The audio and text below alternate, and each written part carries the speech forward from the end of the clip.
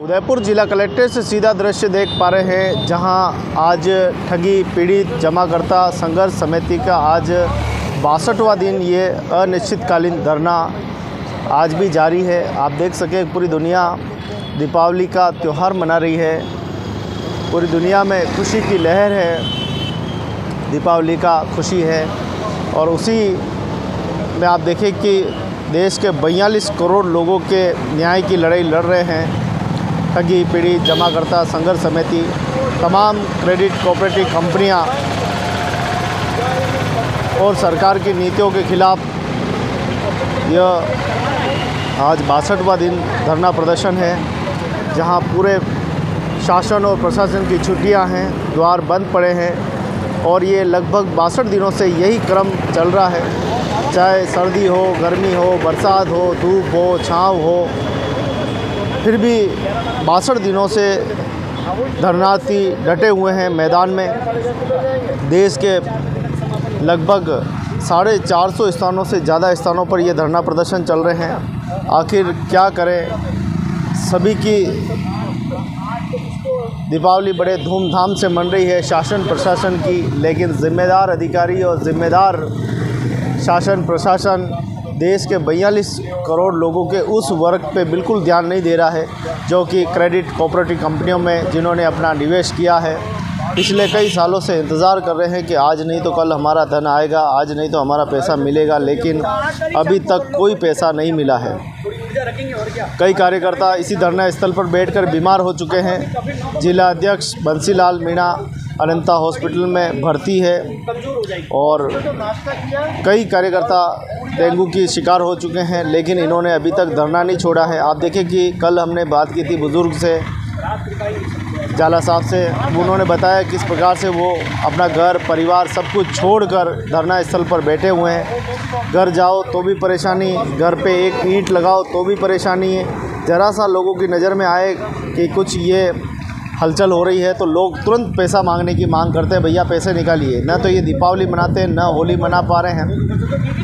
देश के सारे त्यौहार फीके फीके दिखाई दे रहे हैं। देश के कार्यकर्ता परेशान हैं, मजबूर है, लाचार है, आत्महत्या कर रहा है और निवेशक लगातार अपने पैसों के लिए दफ्तर धक्के खा रहे हैं। न जाने अरबों खरबों की संपत्ति जो है सरकार दबा कर बैठी है। कब ये भुगतान होगा, कब शासन और प्रशासन सुनेगा।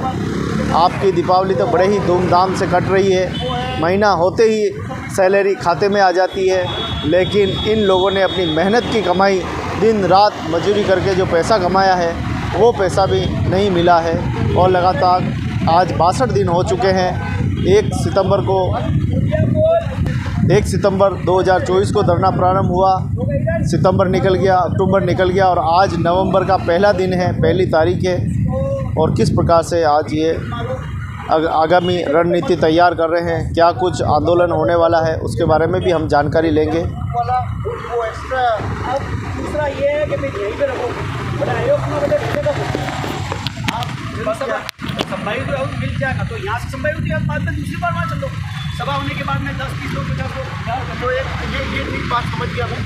सभा यही रखते हैं। हाँ, और ज्ञापन यहाँ नहीं देंगे। हाँ, रेड लोगों ने भाषण दे दिया और यहाँ ज्ञापन नहीं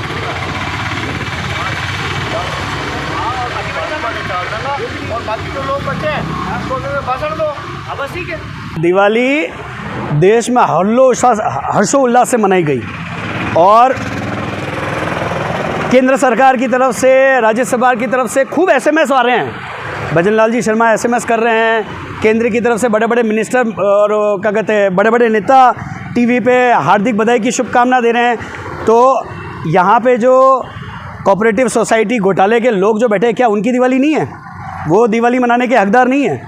समाज में अगर दिवाली मनाने का हक अगर सब रूप से दिया गया है तो ये वर्ग को वंचित क्यों किया गया है?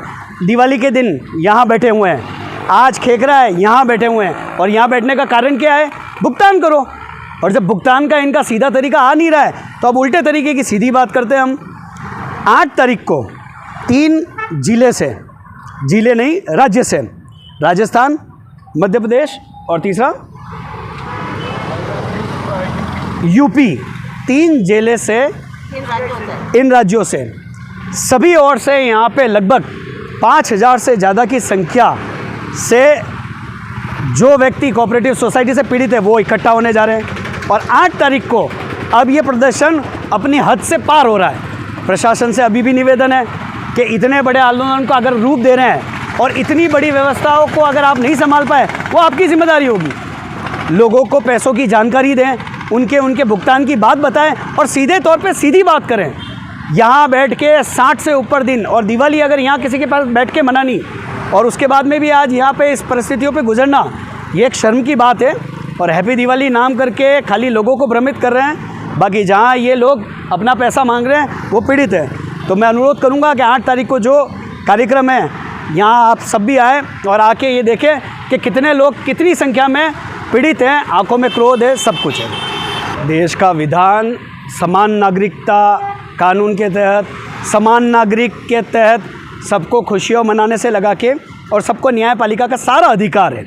पर वो अधिकार सिर्फ किताबों में दिख रहा है, वो अधिकार खाली नोट्स में दिखाई दे रहा है, बाकी धरातल पे नहीं दिखाई दे रहा है। जहाँ पे कितनी बार कहते हैं कि हमने कोऑपरेटिव सोसाइटी के लिए विंडो खोल दी है, पैसा 25,000 करोड़ अभी डिसबर्समेंट कर रहे हैं, वहाँ पे 25 रुपये अगर किसी को दिया हुआ है तो कम से कम वो तो जानकारी बताए कि 25 रुपये भी 50 रुपये भी किसी व्यक्ति को मिले, ताकि इतने लोग जो आंदोलन कर रहे हैं उन्हें भी तो पता लगे कि सरकार ने कुछ पैसा भी दिया है। इतना बड़ा ठगी, इतना बड़ा कोऑपरेटिव घोटाला, और उसके बाद में आज पूछा जाता है कि समान अधिकार है। तो ना तो कोई समान अधिकार है और ना कोई समान त्यौहार है, ना कोई समान दिवाली। खाली बस मोबाइल पे और एक वो कॉल पे SMS आ जाएंगे कि बड़े बड़े नेताओं की एक शुभकामनाएं। अधिकार नाम की कोई चीज़ नहीं है। परेशानी हो रहे हैं लोग। 8 तारीख को उग्र रूप होगा, उसमें फिर उनको जवाबदेही होगी। घर के लोग क्यों पीड़ित हैं?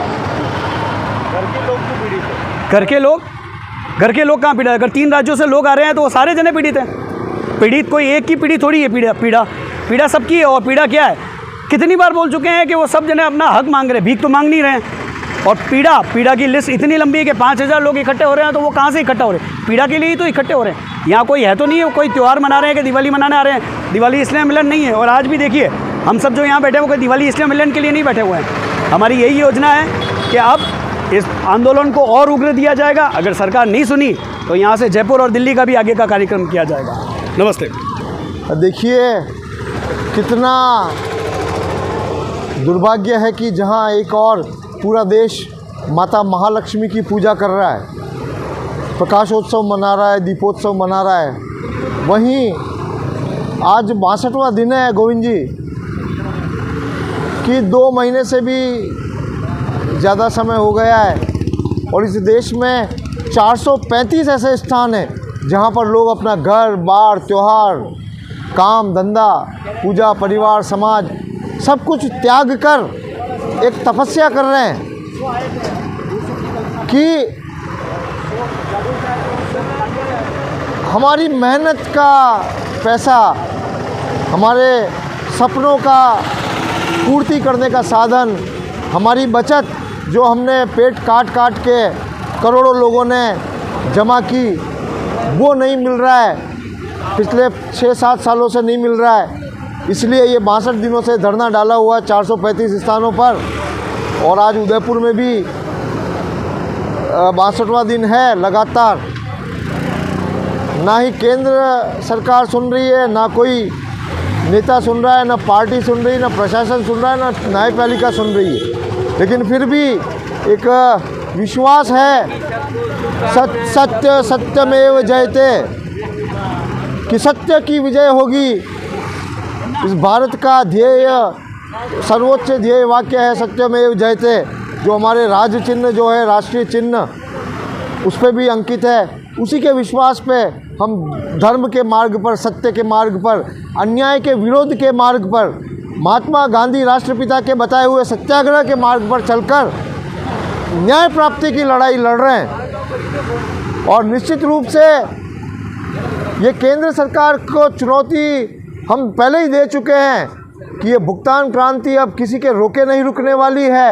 और स्पष्ट घोषणा की है हमने कि जयपुर सुन लो, दिल्ली सुन लो, देश के सारे नेता सुन लो, मुख्यमंत्री सुन लो, प्रधानमंत्री सुन लो, देश के सारे मंत्री सुन लो, भुगतान तो तुमको करना होगा। क्योंकि ये ना ये मुआवजा मांग रहे हैं, ना भीख मांग रहे हैं, ना तुम्हारे से कुछ मांग रहे हैं। ये तो हमारी जनता ने जो पैसा जमा कराया हमारा हक मांग रहे हैं। धन्यवाद। जय हिंद, जय भारत। थोड़ा भरत जी ये बताएं, ये आंदोलन के माध्यम से किस क्रांति की तरफ जा रहे हैं? क्या हम ये अभूतपूर्व रूप से इस भारत देश के प्रत्येक नागरिक को, भारत देश की व्यवस्थाओं को ठगों और बेईमानों से मुक्त करने की क्रांति है। ये भुगतान की क्रांति न समझे मात्र। भुगतान तो न्यायिक अधिकार है, लेकिन इस देश में ऐसा क्या कौन सा वर्ग है, ऐसा कौन सा शक्तिशाली वर्ग है जो कानून से भी बड़ा है, जो लोगों को न्याय, हक, अधिकारों पे भी डाका डाल के बैठा है? ये उन लोगों के खिलाफ लड़ाई है। ये भारत की जो संविधान है, भारत की जो कानून व्यवस्था है, ये उस भारत की संवैधानिक कानून व्यवस्थाओं में बाधा डालने वाले ठगों बेईमानों को मुक्त करने की क्रांति है। इसलिए ये मात्र भुगतान या पैसे की क्रांति ना समझे साथियों। ये हमारे आने वाली पीढ़ी जो है, हमारे जो बच्चे हैं, इनको एक स्वच्छ, न्यायपूर्ण, सत्यपूर्ण और धर्मपूर्ण व्यवस्थाएं देने की क्रांति है।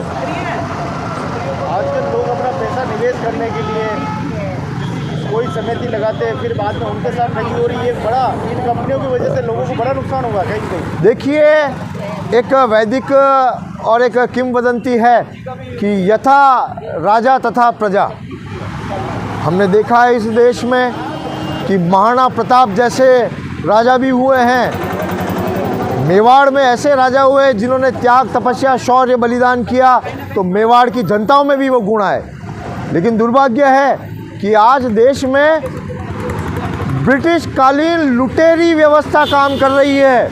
इसलिए ये लूट तंत्र, ये लूट की मानसिकता केवल नेताओं में ही नहीं है, ये सारे IAS अफसरों में भी है, ये सारी ब्यूरोक्रेसी में भी है, ये संसद में भी है, ये राजनीतिक पार्टियों में भी है। और वहीं से कहीं ना कहीं ये लूट तंत्र, लूट मानसिकता निर्यात हो रही है। इसलिए आज जैसा आपने पूछा, छोटी छोटी समिति में भी ऐसी लूटमार हो रही है, समाजों में भी हो रही है।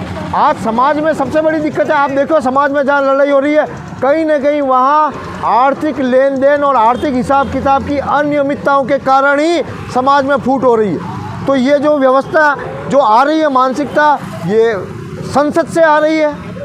और ये संसद दी है हमें लुटेरे अंग्रेज़ों ने, ये उनकी देन है, जिसका विरोध राष्ट्रपिता महात्मा गांधी ने भी किया था। महात्मा गांधी ने भी कहा था कि ये ब्रिटिश संसदीय व्यवस्था, कहना नहीं चाहिए, मैं क्षमा चाहता हूँ हमारी माताओं बहनों को, शब्द ही ऐसे हैं, लेकिन महात्मा गांधी ने कहा, राष्ट्रपिता ने कहा, इंटरव्यू में कहा, और सत्य तथ्य है कि ये ब्रिटिश कालीन संसदीय व्यवस्था वैश्या और बांझ के समान है। इसलिए आज दलाल और उत्पादकता क्या बोलते हैं उसको, उत्पादकता, ये दोनों हमारे तंत्र में व्याप्त हो गए हैं। आज देखो आप, गांधी जी ने गलत कैसे कहा, क्या सही कहा उन्होंने। आज आपको कुछ काम है तो आप नेता की तरफ दौड़ते हो, आप ट्रांसफ़र करवाना होता है या ट्रांसफ़र रुकवाना होता है तो नेता की तरफ दौड़ते हो। कोई भी अवैध कार्य हो जाता है, पुलिस में काम पड़ जाता है तो नेता की ओर दौड़ते हो। जबकि भारतीय संविधान ने न्यायपालिका की व्यवस्था कर रखी है, पुलिस की व्यवस्था कर रही है, शिक्षा विभाग की व्यवस्था, चिकित्सा विभाग की व्यवस्था, जब सारी व्यवस्थाएं विद्यमान है तो क्यों हमें हर काम के लिए आज भी नेताओं की आवश्यकता पड़ती है। इसका अर्थ यही है कि हमें इन व्यवस्थाओं से काम करने के लिए सशक्त दलालों की आवश्यकता है। तो ये महात्मा गांधी के कथन को पूर्ति करता है। और दूसरी बात, उन्होंने कहा बांझ के समान है ये व्यवस्था। तो आप सोचिए कि न्यायपालिका में करोड़ों केस पेंडिंग पड़े हुए, 25-25, 30-30 सालों तक न्याय नहीं मिल रहा है। ये अनौत्पादकता नहीं है क्या कि न्याय नहीं मिल रहा है? बांझ है न्याय व्यवस्था। पुलिस, आप देख लो पुलिस वाले क्या कर रहे हैं।